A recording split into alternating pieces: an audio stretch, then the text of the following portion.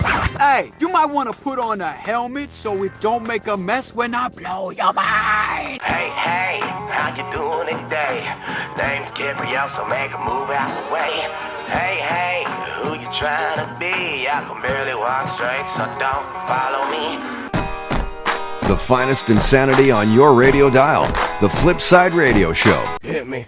This is the Flipside, and it's no longer broadcast on any sort of radio station because unofficially, it's become a podcast. It is the finest insanity on your radio dial, but also the finest insanity you can ever download from here on out. I'm JD. And I'm Ryan. You can follow me on Twitter at TheMediaJack. And it's been a while.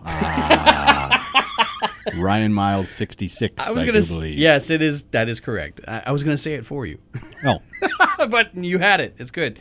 Good to see you, man. You too. It's good to be back with a headset and a microphone, even if nobody's listening. It's been a while for you. You know what? Nobody's listening. No one's anyways. listening right now. Unfortunately, this is just like when we did it live.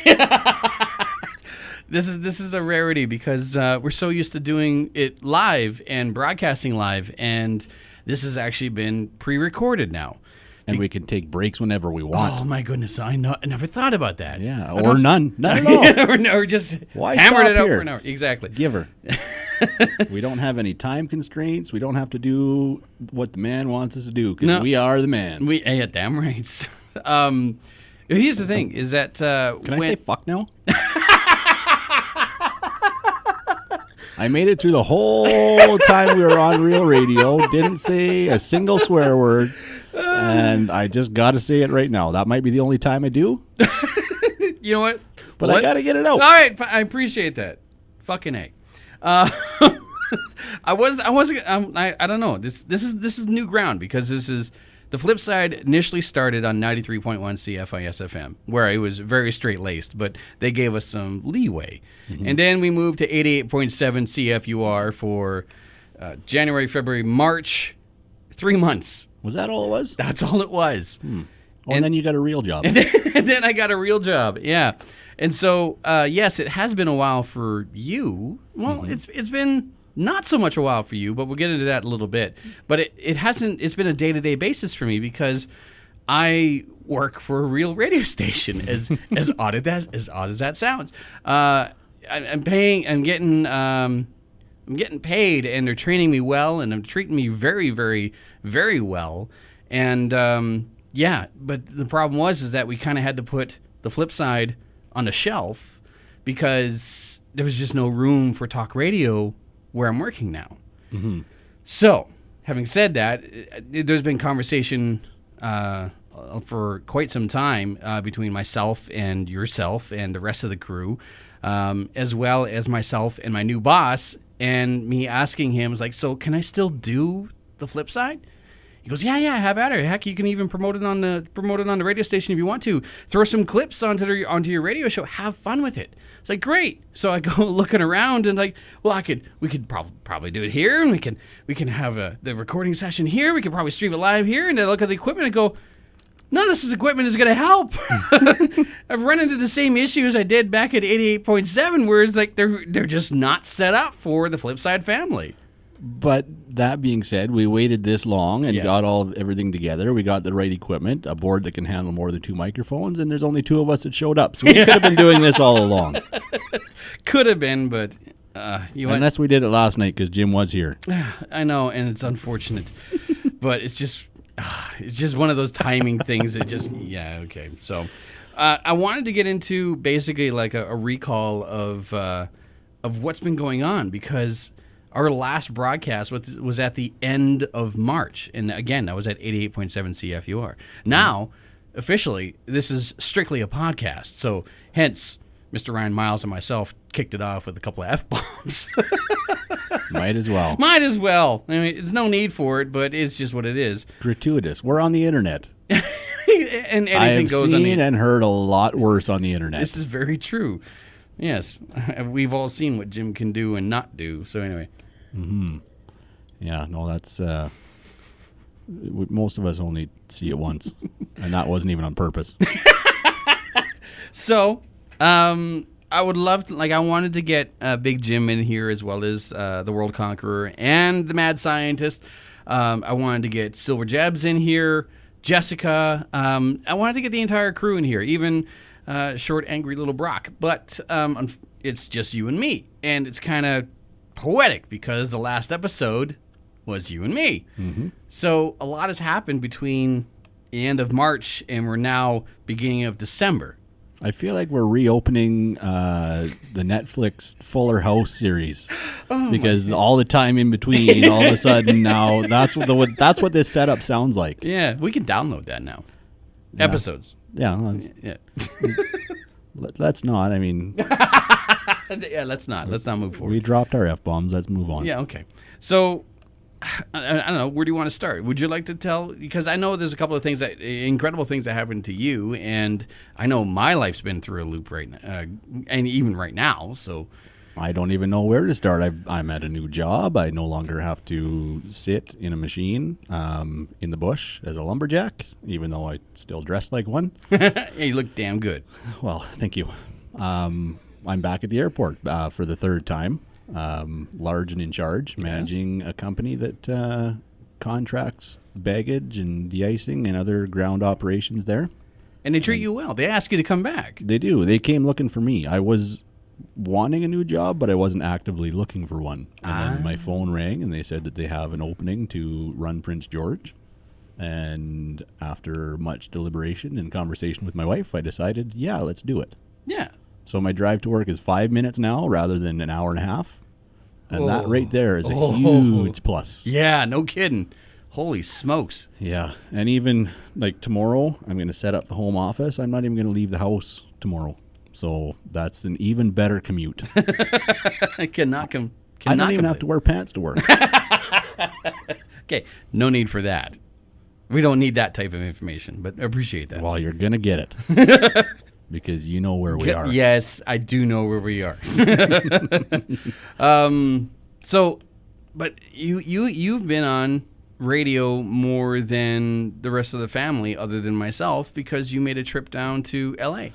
I did. I had a chance to meet the Covino and Rich and Mr. Spot from the Covino Rich show on Sirius. That's so cool. They gave me a chance to come in, and I would have been there for the whole show. They're on 7 to 10. Mm. I showed up at about 6:30, but valet parking doesn't. They officially open at 7, but the guy doesn't show up till about quarter after. Oh, for crying out loud! So I missed the first half hour of the show and just sort of walked into the middle of it. Oh. And at first, I was just sort of sitting there like a girl waiting to jump in on the skip rope.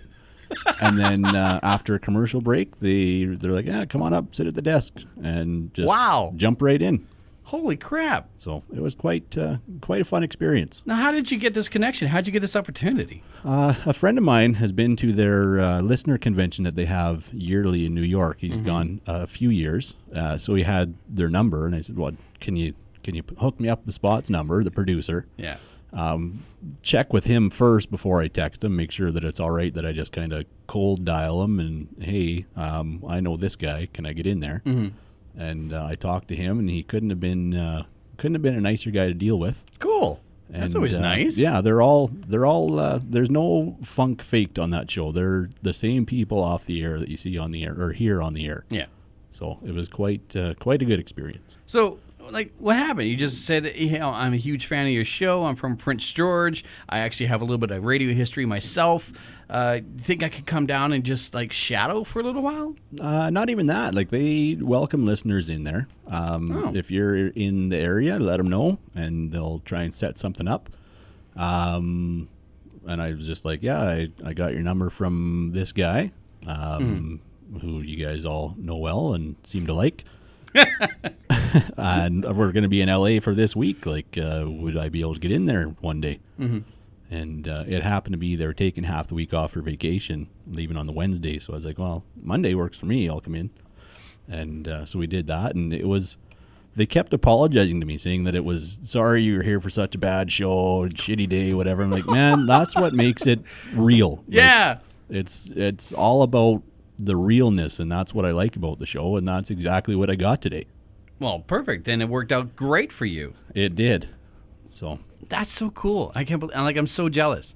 That's the one thing I haven't been able to do. I've been in many studios and you witnessed many different radio show, but Sirius satellite radio is the one thing that's evaded me to this point. Well, if you ever get a chance to go to LA Again, yes, I would definitely say try and get a hold of them.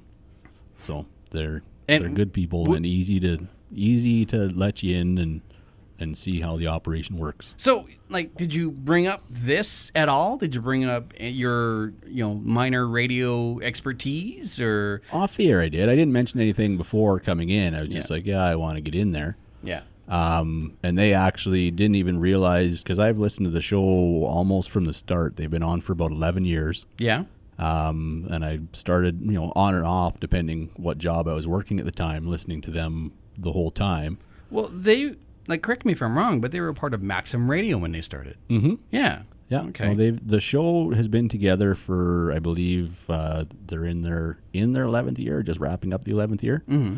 So they've been going for a while, but they thought that I was just friends with Doug, and that's how I got in there. But just through talking with them and stuff, they started to kind of pick up. They're like, yeah, this guy's been a listener for a while. He gets it.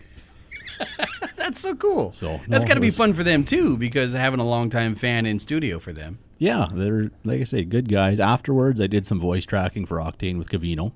Nice. So I was on there, and I actually didn't hear any of that because I was just busy doing the LA thing. But I did manage to listen to, it took 3 nights to listen to the whole show on demand because I'd put it on when I went to bed and just fall asleep. Oh. But I did manage to hear the whole thing, and it is, I actually do still have it saved in my app. So really? I could try and find a way to get that off of there for you, maybe. No need. We'll figure it out. Just invite me over for beer. We'll have a listening session. It's fine. That works too. It's like a Wu-Tang Clan thing. Sure. I'm not sure I get that reference, but I'll smile and nod. Okay. The Wu-Tang Clan just recently released an album. There's only one out there. Martin Shkreli is the one who bought it, the farmer douche, who has millions upon millions of dollars, who jacked up the price of a much-needed medication. Anyway, he bought the Wu-Tang Clan album with the rider of no one can listen to it live, or no one else can listen to it or record it, and he can't release it to the public for like 50 years. So it is literally a Wu-Tang Clan listening session that has to happen for anyone else other than Martin Shkreli to listen to. So that's why I'm saying we'll just crack over some beers, go over your place, and have a listening session of Mr. Ryan Miles on the Cavito and Rich Show. Well, that works fine. We can do that. And you moved to a beautiful house. We did? Yeah. Go ahead. No, I was just trying to think of when it was. It was actually after the last show. Yes, it was. Yes. Yeah. You moved to a beautiful house, and this was actually in like weeks after I moved from my apartment to a beautiful house. And we did a lot of moving. Yes, we did. It was like, well, I'm helping you now. Guess what you're going to be doing? And you're out in the country, a beautiful piece of property that you had your eye on for quite some time. And one of the things is like, this thing has a zip line. It does, and we've had one person use it. So it does support the weight of a grown man. I don't know if it would support the weight of either of these grown men in the studio. Well, I know how much I weigh. And I know how much I weigh. And do you weigh more or less than the person who went onto it? More. Yeah, he's a little bit shorter. So I might be the next step then. Possibly, yeah. You might be the next guinea pig. Well, I weigh 230. Okay, well, I'm actually right there. Oh! Yeah. Son of a bitch. Yeah, I've been melting off the pounds now that I've actually been off my ass working. Yes. Makes a huge difference when you're actually able to move around at work. That it does. Working in one of these places here, you don't do much. No. So I'm getting use out of my gym membership, that's for sure. Yeah. Well, and still, when you brought me up, you took the elevator. I don't know why we didn't take the stairs. That is a lesson learned. Taking the stairs is perfectly fine if I don't plan on being on the radio immediately. Well, we weren't. We came up an hour ago. Yeah, well, fair enough. Half an hour ago. I don't know what it was, but we were early. Yeah. Yes, we were. So, Cavito Rich, you moved, got a great new job. They're treating you well. They gave you an office. They give you a phone. They give you all the perks. And all the advantages and all that stuff. So that's cool. Yes, it's things are quite a lot different for me since they were last time, and I can feel it. Like physically, I feel better because I'm actually active and moving around. I can play all my hockey games and baseball games and stuff, and like mentally, I feel a lot more Snappy. there. Like I'm happier, and more me again. That's good. Yeah. Well, you look good. I mean, thank you. I feel good. Yeah, well, it's like, now that I think about it, like the last time I saw you and times prior to that, I mean, yeah, you were a little heavier, and essentially, especially when you and I were out in the oil field. Mm-hmm. Like, that was when I was at my heaviest. Exactly. Like right. 265, I peaked in my life. Like 35 pounds ago. That's a lot of extra weight to be carrying around. That's. I was about the same before I this is too far. Yeah, no, we were definitely pudgy. That might even be, I don't even know if that's a strong enough word, pudgy. No, we were fucking fat is what we were. Fat. That's true. Yeah. It's true. So move it on and just, by default, just improving your life, which is awesome. Mm-hmm. Yeah. Yeah. Cool. And you also, wow, a new job and active and yeah, a whole new pep in your step as well. A whole new world, magic carpet and the whole ride. Yeah. So I work for, I'm going to hold off saying the station name at this point in time. If you listen in Prince George, then you can figure it out. And it's, I'll give you this hint. It's one of the 2 rock stations in Prince George that I work for. And they treat me so well.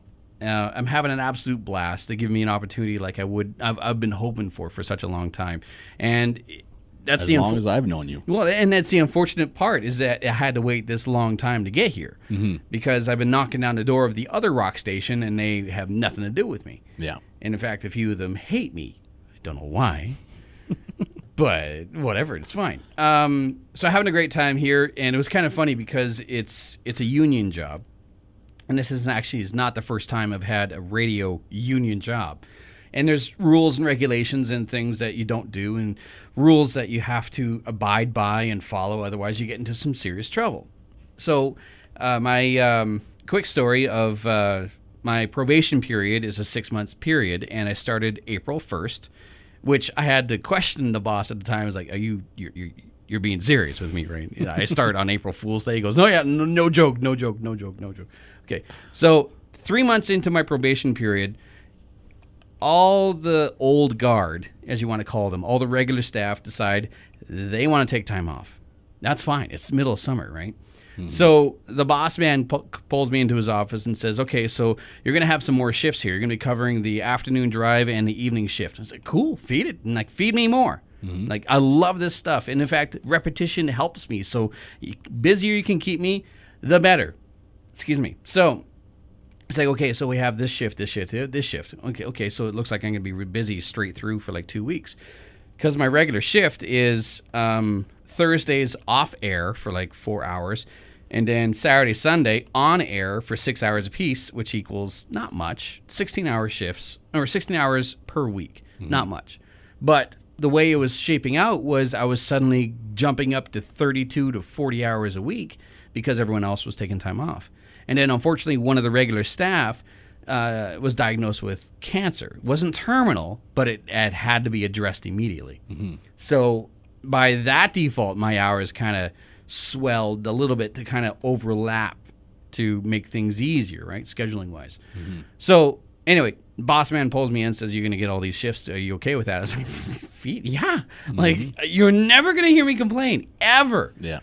So, okay, cool. So then he takes off because he's on holidays too, and then my schedule starts updating, and I'm realizing that, I'm not working 2 weeks straight here. I'm working 5 weeks straight. Mm-hmm.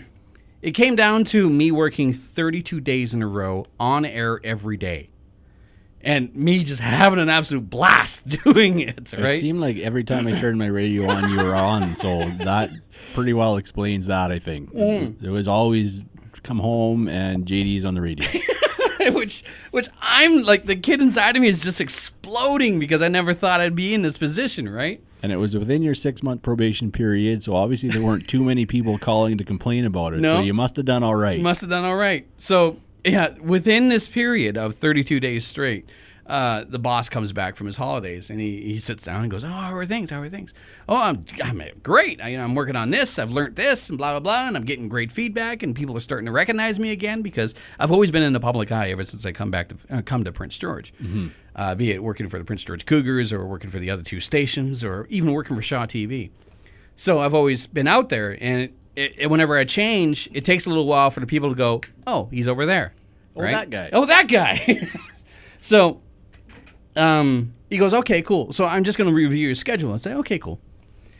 So suddenly his eyes start to bug out, and he goes, "How long have you been working?" I said, I guess it's been like 22 days. He goes, "Straight with no days off?" I went, "No, you made the schedule." He goes, "I know, but I'm not supposed to do that. I know. This isn't supposed to happen. When's your next day off?" I said, "Well, according to the schedule, about a week and a half from now." He goes, 32 days straight? I go, "Yeah." He goes, "Are you okay with this?" I said, "I'm having a blast. Yeah. Why wouldn't I be okay with this?" I'm not working. I'm on the radio.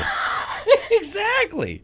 So it's like, oh, well, okay. So like I was working so much in radio, I was getting overtime. Mm-hmm. Like time and a half making stupid jokes on the radio. Yeah. Can't go wrong. No. So he's like, "Well, other than the overtime, I mean, okay, cool. It's like, thank you." No, I'm like, no, thank you. I'm quite all right with it. Exactly. So same scenario kind of is starting to come up again because Christmas holidays is coming up. Mm-hmm. And so he calls me in the office and he goes, "Okay, so this person wants to take some time off, and we're going to kind of stretch it out here again. You're going to overlap, especially over the Christmas holidays because we got big events going on, so we need more people in the studio.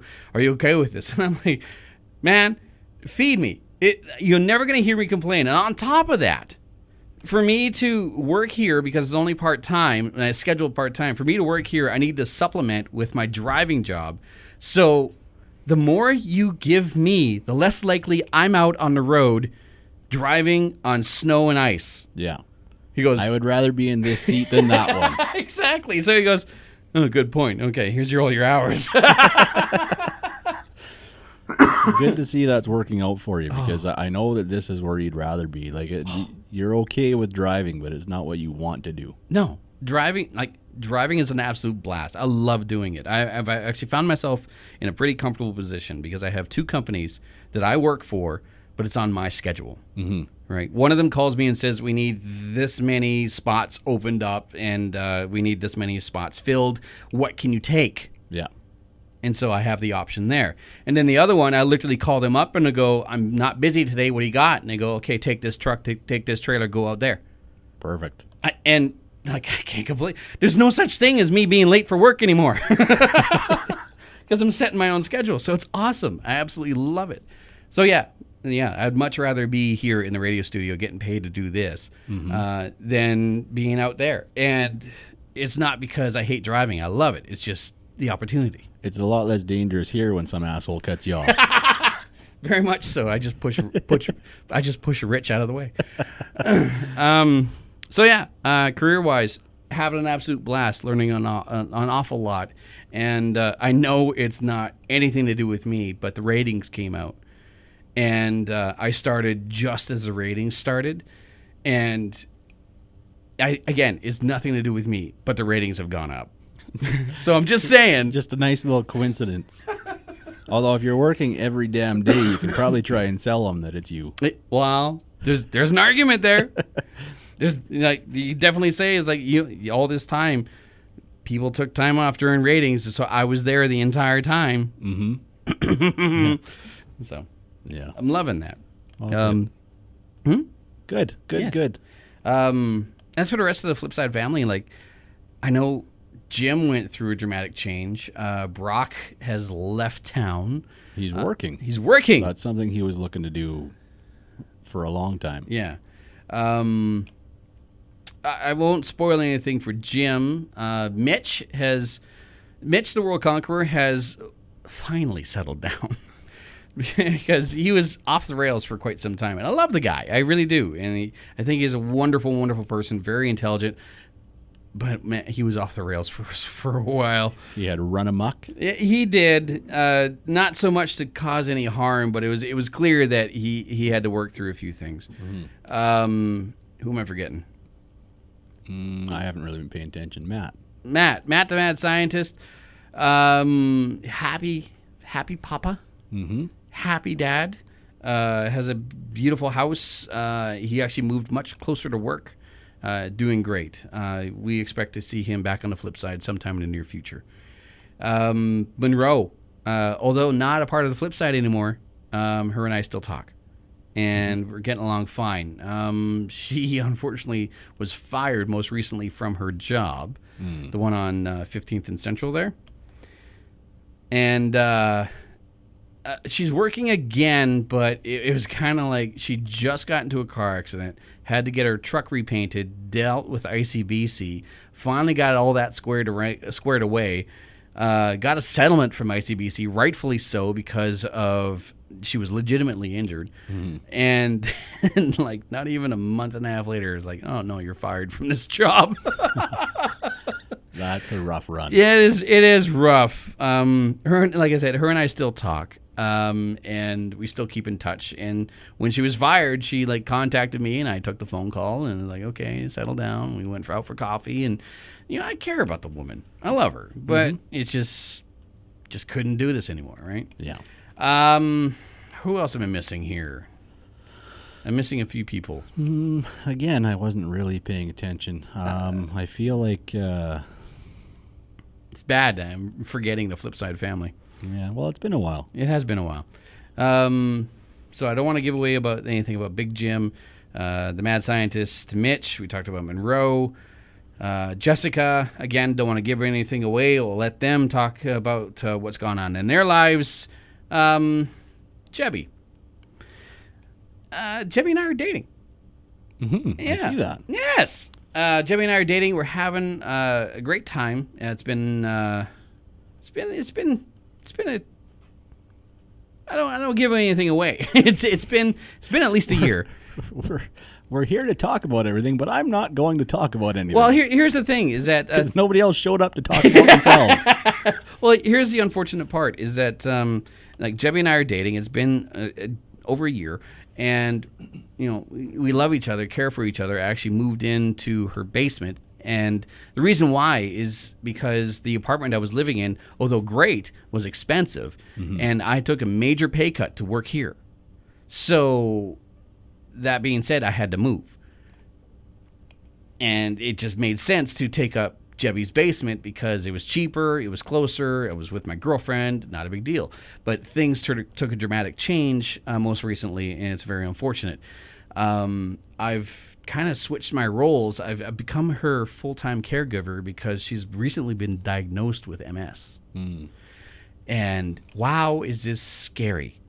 Like, holy smokes, this is scary. Apparently this is something that is very much something genetic in her family. Her older brother has MS, but he's actually he's a poster child. He has a great job. He lives on his own. He lives in Vancouver. He's very technical, and he gets around great. But unfortunately for Jebby, things have not gone well for her. But it's all just kind of hit her all at once about 3.5 weeks ago from this recording, and I can laugh. I can kind of laugh about it now, but things got scary. I bet. Like. She was suffering a concussion, which anyone who's ever suffered a concussion, my heart goes out to you because, wow, have you got it rough. She had to be sequestered in a dark room, no light, very little sounds, no stimulation, which means like, no, you can't watch TV. No, you can't look at your phone. No, you can't watch freaking Netflix. You can't do anything. You can't even color, right? You just got to let your brain heal, which... Like, you think to yourself, it's like, well, I could do that. No, you can't. You get bored. You do get bored, especially Absolutely. A busybody, right? Like you can't even watch TV. You can't even you can barely listen to it. And if it becomes too loud or too exciting or too busy, then it becomes too much for your brain. And I was witnessing this, right? And then all of a sudden, about 3.5 weeks ago, all of her symptoms changed. It was literally overnight. It was a Monday morning, 3 a.m. I get woken up by her, and she says, "I got to go make a cake." And I look at her and go, "Excuse me?" She goes, "I got to make a cake for your mom. She liked the cake that I made for your birthday. I need to make a cake for her birthday." I go, "Hon, it's November. My mom's birthday was in August, and you made her a cake. Go back to sleep." I'm thinking to myself, all right, she's just sleep talking. Weird dream. Yeah. Weird dream, no big deal. An hour later, now 4:30 in the morning, she wakes up, shakes me, like violently shakes me. I go, what? You know, it's like there's someone breaking into the house or something, shit like that. Yeah. No, she looks at me and goes, "Did your soup come with cheese?" Okay. There's something wrong Something's here. not right. Yeah. And then I did not get any sleep that night. And then it progressed. The Monday night, Tuesday night, Wednesday. Finally, Wednesday morning, I'm calling up the doctor going, we need help. Mm-hmm. So we go see the doctor, and he goes, okay, all this medication that you've currently been on for this concussion, we're taking away these because these are most likely affecting your brain in some way, shape, or form, or at very least, we're removing them from the formula. Mm-hmm. He goes, we're scheduling a CT scan. We're scheduling an MRI. We're getting everything done now. And I go, I'm talking to the doctor, and I'm going, that's great. She's not getting any sleep. Hence, I'm not getting any sleep. I need help. And he goes, oh, okay. Sleeping pills for her. I went, that's good enough. Knock her out. So I'm okay. Perfect. So yeah, but yeah, all the symptoms changed. It was literally like went to sleep Sunday night suffering from a concussion, woke up Monday morning suffering from whatever the hell this is, because her left eye drooped, her entire left side of her body went numb, her memory was shot, her jaw was clenched, she was slurring her words, she couldn't keep food down, it was overnight. And so I'm thinking to myself, like, Christ, did she have a stroke in the middle of the night? Yeah. It was definitely on the list. So, like, lo and behold, it's multiple sclerosis. So now we're kind of sitting there waiting for the MS Society and the MS Clinic to give us a call and go, like, what's our next step? Which I consider myself fortunate because there's such a thing in this world, right? Yeah, there is actually some sort of support and organizations that have dealt with this already that kind of know what you're going through and what you need to do next. Yeah. So yeah, that happened. So, like, personally, professionally, that's pretty much everything that's going on. Like, professionally, I'm having a blast. Personally, honestly, could be better. But unfortunately, it is what it is. Yeah. Right? And I can't fault her. She's an absolute sweetheart, and I love her to death. I can't fault her for everything that's going on because, you know, even though she's waking me up at 3, 4 in the morning, or she has issues keeping food down, or she can't remember anything, it's not her fault. No, exactly. Right? It's not like she's getting blasted out of her mind. You know, that is something that would be someone's fault. Yeah. You know, you can't remember everything because you're drunk as all hell and everything smells like a brewery in here. And my God, what the hell's in the fridge? You know, it's not that. It's just not her fault. And I've learned that I have a lot of patience. Mm-hmm. But then again, hearing from some of the other former cast members or current cast members at the Flipside, apparently I've had that patience for a while. Yeah, I've seen it. Yeah. So. To be able to put up with this crew that we have for so long and actually invite them back. Are we talking about Jane or Monroe?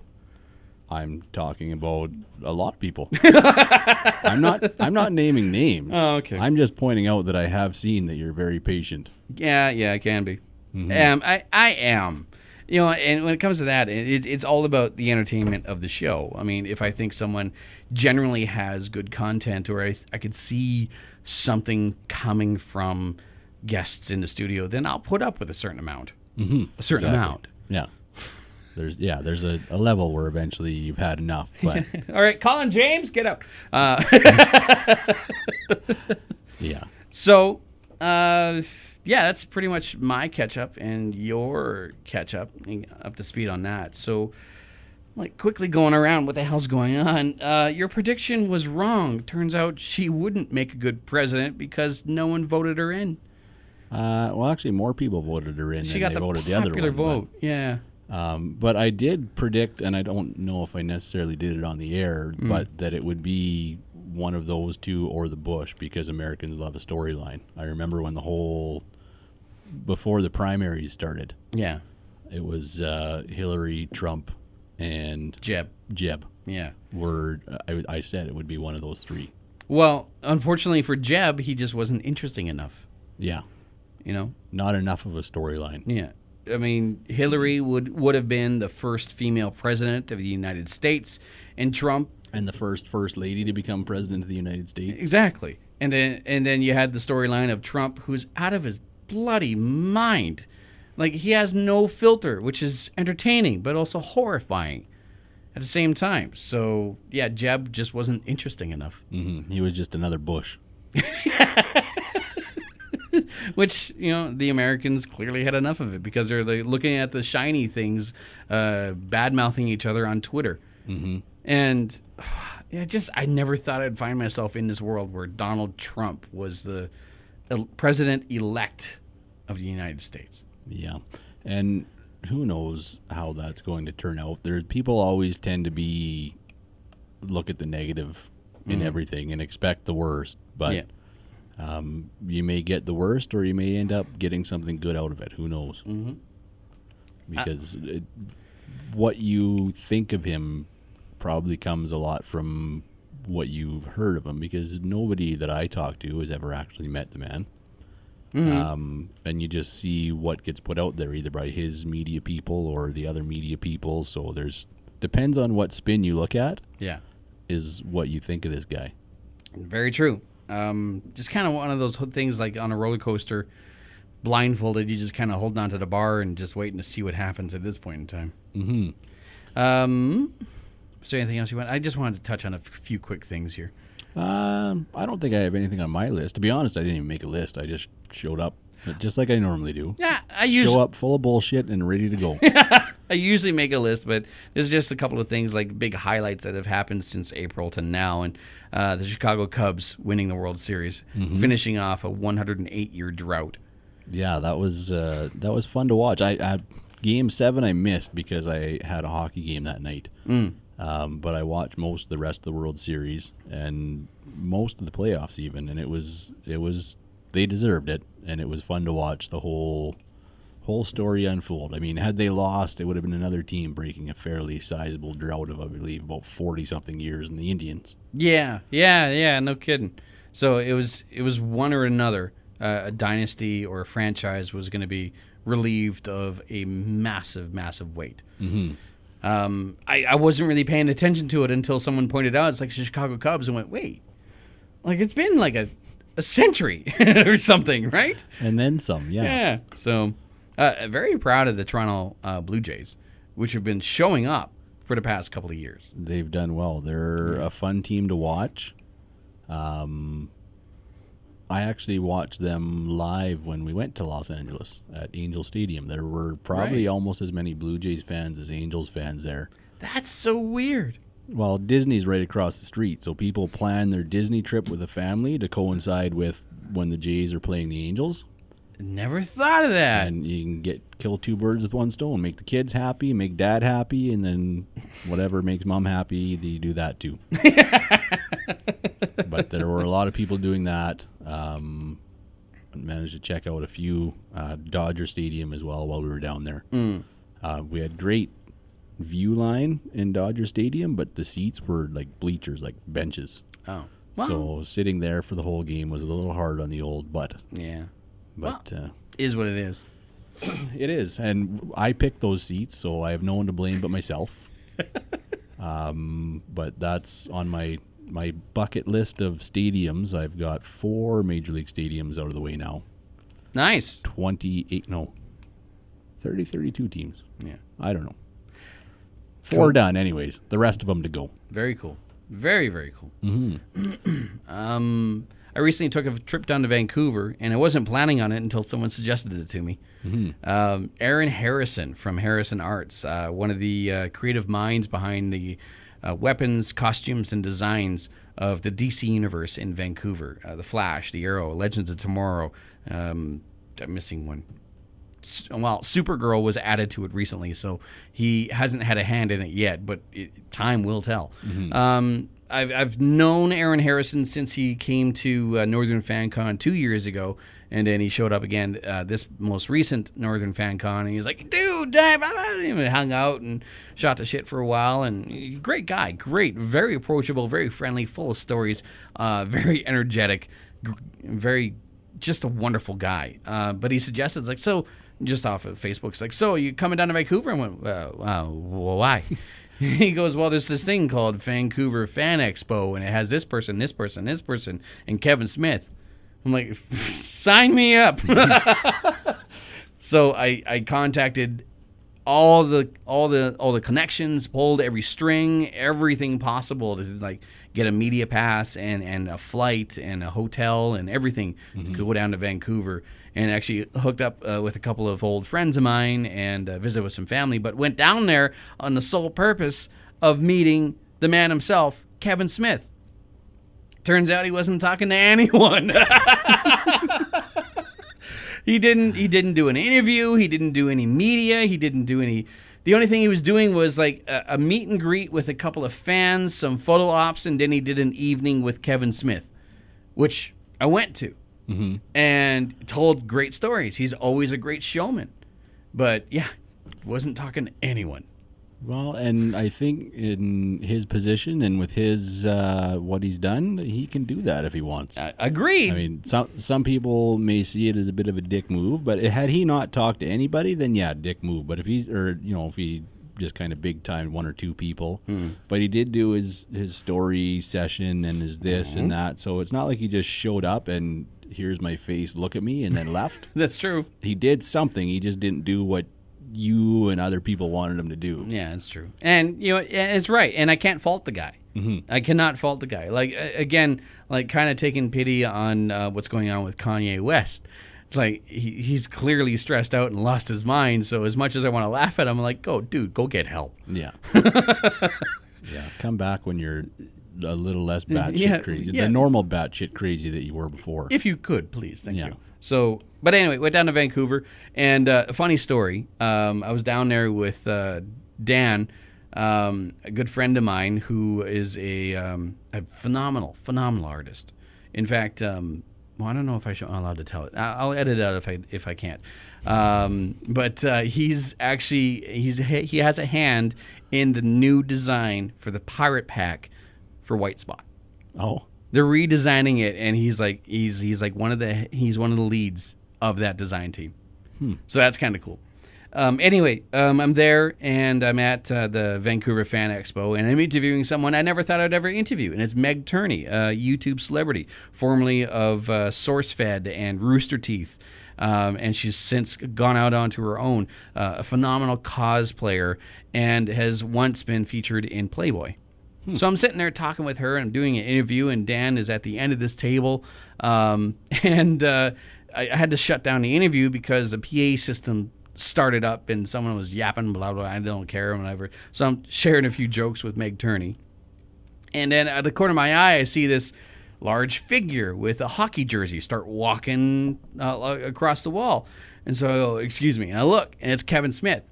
And he's walking towards us. Well, he's walking in our direction. So anyway, I wait for him to get like 10 feet away from Dan. I go, Dan. He goes, yeah. I go, turn to your left. He turns around, and Kevin goes, yo. He walks away. Dan's got his eyes like giant as saucers. Like, that just happened. So I pull Dan aside, and I go, Dan, welcome to my life. This is what I do. Random sightings of people, and that's your interaction. Yeah. And that's a better story than if you actually had a chance to sit and talk with the guy. Yeah, that's true. That's true. It was a lot of fun. But yeah, the Vancouver Fan Expo, great representation of creating an atmosphere for geek culture. Getting the fans out there. Christopher Lloyd was there, and he had a DeLorean, not the DeLorean. And he was doing photo ops with a DeLorean. And that was kind of neat. A lot of the cast of the DC universe was there, from like the Arrow and Flash and Legends of Tomorrow and Supergirl. So a lot of the cast was there. I had a great time. But the big highlight for me was I got to hang out at Aaron Harrison's house. And this was like after the Fan Expo had finished up, and I'm like driving along, and I'm in my rental car, which was a Volvo. First time I ever drove in a Volvo in my entire life, and I got to say, I like them. This thing that might not even be true, because didn't you do your driver training, or you did yours in Grand Prairie?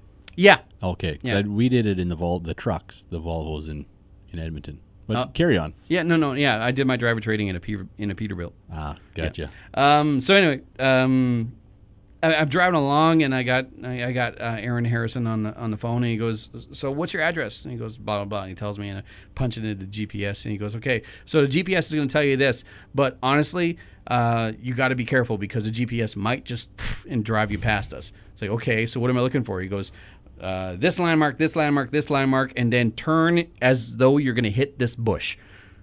Okay. So I'm like, listen to my GPS, and I'm looking, and GPS is telling me, it's like, in 400 meters, your destination will be on your left. In 200 meters, your destination will be on your left. In 50 meters, please turn around. I'm like, shit! I didn't drive through the bush. No, I didn't. So, but I got to Aaron Harrison's house, and wow, holy smokes. This place is like, it screams him. Like his living room, I'm pretty sure. Yeah, I'm gonna put, since I'm gonna post this on YouTube. By the way, the Flipside is now gonna be on YouTube as well. I'm gonna post pictures of his living room, which is decked out in armor and weapons and masks. And I would say, like, I'm confident to say, like, 95, if not 100% of the stuff is stuff that he created or collected. And that's his living room. And then his dining room has thrones, full-on thrones. It's so cool. He's got his workshop upstairs, and he showed me some props and some stuff that at that point in time hadn't come out yet. And then he went downstairs to his workshop, and I was actually helping him out because he was becoming frustrated. He just moved into this house, and it's a 3-story, almost like, I gotta say, maybe built in the 50s. But it's got a very Victorian feel. It's got pillars on it, and it's just structurally sound, and the original wood floors. It's just beautiful, right? And spacious. Like, just this house is massive for living in Vancouver, especially with the property bubble. Yeah. Right. So, like, I dare not ask what he was paying for rent. But anyway, he had everyone help him move in downstairs, or move in the house, and then he had his big workshop downstairs, which apparently was like 3 times the size of the workshop he used to have. But everyone just kind of and moved everything down there. So went down there, and I'm shooting the shit with him, and he's cursing and swearing. I'm like, dude, like, I'm here. I'm able-bodied. Let me help you out. Like, just throw a box my way and tell me, like, point. Like, whatever, right? Yeah. So doing this, and I'm helping out with this and moving some tools around and whatnot. And he reaches into a box, and he goes, "Oh, hey, JD." I go, "Yeah." He goes, "You like Deadpool, right?" Said, "Yeah, of course." Throws me one of his original Deadpool masks. No. Really? Cool. Yeah. So I'm like, oh, this is worth a trip in total. Yeah. The hell with Kevin Smith. Yeah. So yeah, I got to hang out with him, and that was really, really cool. Yeah. Speaking of Deadpool, I got to thank, this is where I mentioned before, like, sponsors and whatnot. You'll probably see pictures up on YouTube of it. I have a Deadpool custom-made computer tower created by Pat at Divine Digital. And holy shit, this thing is beautiful. It's a good-looking piece of equipment. It is. This thing has a better paint job than most cars I know. And it legitimately has a car show paint job. Like, he took panels off of this computer, took it down to a paint shop, a buddy of his. Oh man, his name escapes me. I'm gonna say ProTech Collision, but I think that's not right. If it is, It is. If it's not, I'm editing this out. The nice thing about not being live is you can do that.